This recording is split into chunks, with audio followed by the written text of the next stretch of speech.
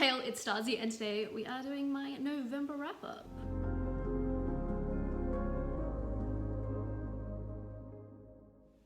Can we just have a moment for the dress? Especially since there's a matching bow. Like, hello. But yes, hello, it's me. I know my posting has been particularly inconsistent this year. There's a variety of factors. But as for November has been pretty busy overall. I went back to full-time work and we are also no longer in lockdown, so I have actually been out doing things, which is very exciting. And especially like coming up to the end of the year, things have been very chaotic at work. And so yeah, I haven't really had the time and energy to be online much. I mean, I haven't even streamed in the past few weeks, which is very strange for me because it's the one place I'm usually consistent. So yeah, that's basically, you know, where I've been working and actually being out in the world, which is bizarre for us down in Victoria after how much time we've spent in lockdown over the past couple of years. I also did actually get my first tattoo in November. I have 3 stars, one for each member of my family, and that is myself, my mother, and my little sibling, and we actually all got this tattoo matching in the same spot. So that was very exciting, and I was very surprised it actually didn't hurt. But yes, I'm now officially tattooed. It's back here, so you can't really see it right now. So a busy November overall, a very exhausting November, but here we are, and I did actually manage to consume quite a bit of media within the month as well, somehow. So let's just get right on into it. I did actually manage to read, I think, 6 books in November, surprisingly, but I think that does kind of come down to the fact a number of them were quite short, and I listened to a number of audiobooks when I didn't have the energy to do anything else. So the first thing that I finished in November was The Wife Upstairs by Rachel Hawkins, which is a thriller, and I think it's said that it's a modern take on Jane Eyre, which is a classic I've never read, so I don't have that background, but it's about a woman who, you know, starts a romance with a man, and the title of the book kind of tells you what else is going on there, right? And I did actually really enjoy this. I think I gave it 4 stars. I've given a number of thrillers 2 stars this year, so I haven't always had success with them. But yeah, I did really enjoy this one. I found it engaging, and I did like the way everything kind of was revealed and wrapped up. Also interesting in terms of the fact of the backgrounds of these characters, and how like class plays into it and things like that. And yeah, I don't know, there's not that much to say about it. I go into a lot of books not knowing much about them, and I feel like with thrillers particularly, that's a good way to go into it. So I won't say anything more, but I did enjoy it, even though the retelling aspect didn't mean anything to me. I then listened to Queen Takes Knights by Jolie Sue Burkett. I can't read my own writing, so that's helpful. But this was vampire smut. I think we should all know how good I am at talking about that. Yeah, it was okay for what it was. The drinking of blood definitely comes into play, probably even more than I was necessarily expecting. The characters weren't kind of my favorite in terms of what appeals to me, because of course there's that kind of possessiveness of males that tends to come into romances, especially paranormal romances, a lot. That those kind of, you know, what am I trying to say? There's kind of very manly men, and how their strength and stuff is emphasized, which doesn't do anything for me. I don't know if it's, you know, that I'm a queer woman. I don't know whether that's relevant to the fact I don't care about men being particularly manly, or if it's just, you know, it's just, yeah. I don't care for that, and romances tend to focus on it a lot. And so, yeah, it wasn't like my favorite thing, but it was okay for what it was. Not that I've given you any kind of plot, but it doesn't matter. But it's about a woman who finds out she's a vampire, and these 2 male vampires who like pledge their allegiance to her, basically. Yeah. Speaking. Wow. I then read Year of the Witch, Connecting with Nature's Seasons Through Intuitive Magic by Tempest Alden, which is a non-fiction witchcraft book.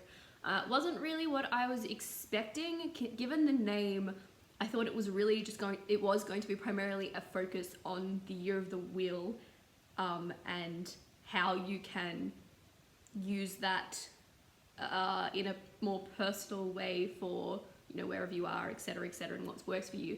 And while it had a little bit of that at the end of the book, it kind of was just at the end of the book, and overall it was just like a beginner's witchcraft book, which it was just kind of okay in that respect.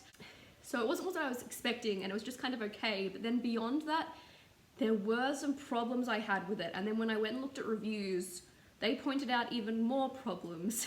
The thing that really stood out to me, however, was talk of birth control and how it stunted her magic and how people should avoid taking birth control or something to that effect, which really did not sit right with me, especially as someone who sits within the category of someone who has always taken birth control for medical reasons. Yeah, really did not like that whole dialogue and was not a good message to be sending. And then I saw some people talking about, I think, like cultural appropriation and stuff like that in the way she presented some information. Witchcraft's a very niche subject in general, but in terms of those types of books, I cannot in good faith recommend this because of that.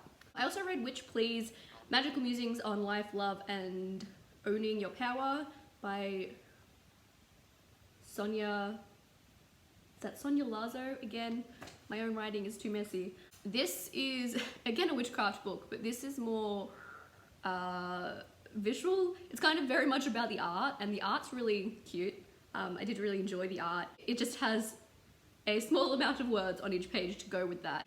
And it's, yeah, some kind of general witchcraft related messages, which in terms of that was just okay to me. Especially when it came to like the recommendations of witch movies. There were some strange choices in there in terms of pretty much all of them showing a negative portrayal of witches. So if you're advertising for actual modern witchcraft, that was a strange choice, but it was cute. I then listened to 2 novellas and I really enjoyed both of them. So the first one was Night of the Mannequins by Stephen Graham Jones. This was kind of the redeeming of Stephen Graham Jones for me, considering earlier in the year I listened to, what is it called, The Last Final Girl, and because of the narration style of that being like a movie script, like I couldn't follow what was going on at all whatsoever. But I figured I would try out one of his other novels that's in a more traditional narrative style and see how I went with that, and I did enjoy this. Well, I can't say too much about it because it's a novella and you don't want to spoil anything, but I'll say that it's a slasher where things might not be as they seem. Like, yeah, a teen slasher. But yeah, I did find that interesting. Watching back some of my videos, I've realized I use the word interesting way too much, but still, I found it interesting. And it was kind of a different take on it in some ways as well, but yeah, I can't say anything because you don't want to spoil a novella, but I did enjoy it. I've found recently that like all I really have a desire to read is like romance and horror. In November, I only read a thriller, a romance, a couple of witchcraft books, and a couple of horror. Because I then listened to Rolling in the Deep by Mira Grant, which is a novella that's connected to, I think the full-length book's called Into the Drowning Deep, which I haven't read, but I very much want to now. But this follows a crew who sails out to make a documentary about mermaids. And they may actually find those mermaids, and they're not the friendly kind. And yeah, I liked this. It was also a book that was like actually creepy to me. Like a creature mimicking out like your voice back at you just before it kills you.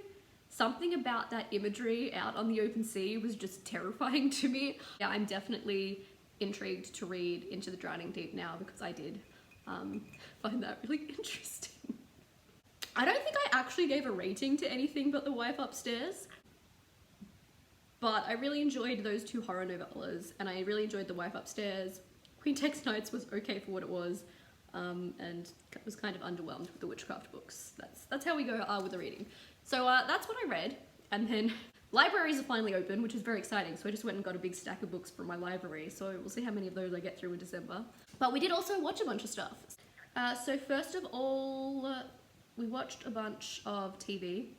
We've been watching the recent season of Critical Role, which I've talked about before, but it is a bunch of voice actors playing Dungeons and Dragons, which if you've ever had even a like passing interest in Dungeons and Dragons, I definitely recommend watching it. It's very amusing and fun, and I'm really enjoying these new characters that they're playing with. And of course the sun's gone down, so my light's going weird. Yeah, so that's fun. And then we have watched some series. So first of all, we did watch the recent season of You. You, of course, being the Netflix series that was based off a book. I haven't read the book, but about the creepy stalker man who becomes obsessed with women, dates them while stalking them, and then usually kills them. And so we watched the recent season, and I feel like the recent season of You is really underwhelming compared to the others. Something about it just didn't quite hit the mark and wasn't as engaging as the others, I feel. But on top of that, I just really didn't like what it did, especially in terms of the ending, which, no spoilers, but yeah, was not a fan of the ending. Also, am not a fan with the way everyone demonizes love, but somehow think she's worse than Joe. That doesn't sit right with me at all. And also, I don't know whether I'm going to watch any future seasons, because I feel like, how many times can I watch a terrible man do the same thing, basically? So yeah, it wasn't a horrible viewing experience overall. Like, I was engaged enough, but I'm just, yeah, not happy with it, and don't think I can keep watching. I don't know, like, I'll probably end up watching it because, like, I'm too curious not to, but also I hate it. Yeah, we have also been watching Wheel of Time because Nathan really wanted to watch it, even though neither of us have ever read the books. He just really likes fantasy series, like fantasy TV, because he doesn't read. And I feel like that's kind of underwhelming as well. Like, it's not bad, but it's kind of just okay. Again, I don't have the perspective of someone who's read the books, but from just a, you know, average viewer coming into it, it's kind of just an okay experience. Nothing's really like grabbing me about it. However, the other series we watched, I loved a lot, which is only surprising in terms of the fact the few times I ever tried to play League of Legends, I hated it because it was the most toxic online community I had ever wandered into. So I don't recommend that, but Arcade, man, I'm still thinking about it weeks after we finished it.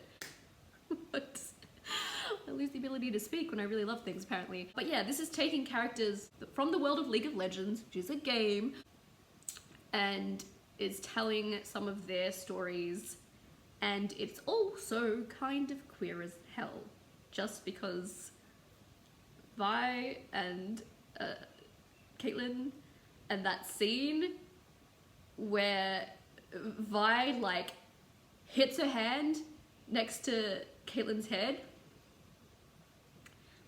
A little queer heart, man. Oh, that one will stick. That one will stick with you. Yes, pretty women. Outside of the very pretty characters and scenes I can't speak about coherently, apparently. Yeah, basically, like, all of the characters in this show were really interesting, and I think the way it was done, I think they did it very well, both in terms of like exploration of characters, the way the plot unfolded, and also visually, it was amazing. The animation was beautiful, and there were lots of really, I'm trying to not use the word interesting, but there were lots of really intriguing scenes, both plot-wise and visually, and yeah, and it actually like made me care about the characters. And that's usually a way to make something my favorite thing, is to give me characters that I really care about. Anyway, yeah, I definitely recommend watching Arcane, whether you know anything about League or not, because I don't really, but my boyfriend used to play it, and so as we were watching, he kept going, oh, that's that character, oh, that's that character, and I went into it knowing nothing other than knowing a tiny bit about the character Jinx, because her design always intrigued me. So that was a good time. Kind of a heartbreaking time, but also a good time. I have feelings. And then lastly, I did watch 3 movies, and they were all 2021 releases. Everything I watched in November was released this year. But in terms of movies, we did watch Army of Thieves, which is a like prequel to, I can't actually remember what the other movie is called. Is it Army of the Dead, maybe? Which is, the original is like a zombie heist movie. And this movie's following a character from that before he got into this situation. So this movie doesn't contain zombies outside of them being like a distant threat. This one is just like a heist movie, really, where there is a group of people who are trying to break into a bunch of really famous safes. And I think I gave this 3 out of 5 stars just because it was fairly fun and engaging. I don't know, man. I don't know. We also watched Red Notice. I'm having a memory blank of what this movie was. I think this was the one with Ryan Reynolds and Gal Gadot and Dwayne Johnson, which was a movie that I don't know was good, but it was also very watchable. Like, I think I gave it a 2.5 out of 5. Like, definitely, like, it was engaging enough to be very watchable, even if at moments it had that kind of cringe factor, especially since, like, Ryan Reynolds, I'm not sure he actually acts, or whether he's just Ryan Reynolds in everything. He's just always Ryan Reynolds. Or I don't know whether it's because of, since Deadpool especially, everyone just wants him in that kind of role. I don't know, but regardless, everything I've watched him in recent years, he's seemed like pretty much the exact same character. This is following a thief who stole some artifact or something. I don't even remember what he stole. And then there's people trying to chase him down, but then they get captured, and then it's this long-winded plot that I don't even remember explicitly. And there was definitely cringy dialogue and things like that, but also, yeah, it was very watchable, as little as I apparently remember about it. There was that. The final thing that I watched was Black Widow, which I don't think I did give this a rating, which is a Marvel movie that I had not seen yet. Because of all our lockdowns and such, you know, we haven't been allowed to go to the cinemas, so there's a few recent Marvel movies that I haven't seen yet. So I finally watched Black Widow, and I was kind of pleasantly surprised in that I did actually enjoy this overall, although someone else made the comment recently that it doesn't really feel like a Marvel movie, and I don't disagree with that. Like, even the openings, the very like opening scenes immediately felt very different and like a lot kind of darker than a lot of Marvel movies do. But whether you consider it to feel like it's part of the universe or not, I did overall enjoy it mostly, as much as Black Widow. And I say surprising because Black Widow has never been a character that I particularly loved, especially in terms of the MCU, because she has not been handled well in the MCU. She's had a few glimpses of being a decent, kind of more fleshed out character, but overall, especially in the way she was introduced in Iron Man 2 and then, you know, went on to be used in Avengers, yeah, has not been handled well at all in terms of, you know, representation of women within the Marvel Universe. But I did overall enjoy this, and I think part of it is also that I'm a sucker for family dynamics, even if they're like found family dynamics. And since this did have that, I think that also drew me in more and made me that little bit emotional. Yeah, those kind of things always get to me. So I think it had that going for it, but also it did still have that little bit of humor to it that is very Marvel movie-esque. As much as it has the big action scenes and everything, there's also always that bit of humor. But yeah, just the beginning of the movie particularly was a lot darker in tone than you usually expect from the MCU, I think. I wouldn't consider it one of my favorite Marvel movies, especially since, yeah, Black Widow's not my fave character by far. But I do think it was a decent entry and I did enjoy it, So I think that's pretty much it. They're the 6 books I read, 3 movies and a few TV shows. And in terms of games, you know, I can't say go watch my Twitch to see what I've been playing because I haven't streamed for 3 weeks. I've mostly just been playing on my Switch recently though. Earlier in the month I was playing Animal Crossing New Horizons since that had its big update and the DLC came out. So I was getting really into that and doing all the new things that came out. But then of course Pokemon came out, so I need to get back to Animal Crossing because there's still so much I need to do, but I've been playing Pokemon Brilliant Diamond because Pokemon Diamond is the first Pokemon game that I ever played, so it's been incredibly nostalgic to hop back into this remake. Although I'm having some issues with some things that they're doing, like they've ruined secret bases for me. How come I can't decorate it with cute furniture? Yeah, that's been incredibly nostalgic. So I've been playing Animal Crossing and Pokemon Diamond and of course Dead by Daylight. I still play Dead by Daylight most weekends with the girls because that has been my year, playing it almost every Sunday. And this week I did also start replaying Dragon Age 2 for the first time in many years because I got a hankering for it. I think it was like, I think I saw on Twitter it was like Dragon Age Day or something, and everyone was posting all this Dragon Age fan art, and so it really made me want to play DA2 because Dragon Age 2 has like my favorite characters of the franchise. But anyway, yeah, that was my November overall. The holidays are almost here, and so sure we're gonna be busy, but hopefully I will be online more and making more content. Either way, let me know, you know, what you've been reading, what's one of your favorite things you've read recently, or what you think of any of the media that I engaged with in November. Please do leave a comment down below, even if it's just hi or a cute emoji. I won't make any promises about when you'll see another video from me, but I'll be around.